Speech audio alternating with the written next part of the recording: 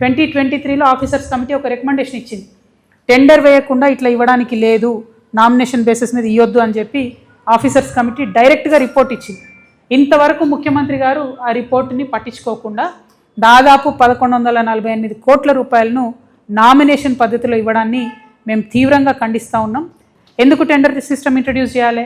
జనరల్గా 50 కోట్ల వరకు ఒక టెండర్ వేస్తే ఏమవుతుందంటే జిఎస్టీ 18% ఉంటుంది, ఈఎస్ఐ 5% ఉంటుంది, ఈపీఎఫ్ అంటే అందులో పనిచేసేలకు 11% ఇవ్వాల్సి వస్తుంది, టెండర్ ప్రీమియం ఒక 2% ఉంటుంది, సీనరేజ్ ఛార్జెస్ ఒక 1% ఉంటాయి, ఎన్ఏసి న్యాక్ అని ఉంటుంది, ఆ ఛార్జెస్ ఒక 2% ఉంటాయి, లేబర్ సెస్ 1% ఉంటుంది, ఈఎండి 2% ఉంటుంది, వర్క్ డిపాజిట్ 5% ఉంటుంది, ఇన్కమ్ ట్యాక్స్ ఒక 2% ఉంటుంది. అంటే ఓవరాల్గా ఒక 50 కోట్ల టెండర్ వేస్తే దాదాపుగా 47 to 50% మళ్ళీ బ్యాక్ టు గవర్నమెంట్ ఏదో ఒక రూపంలో వస్తుంది.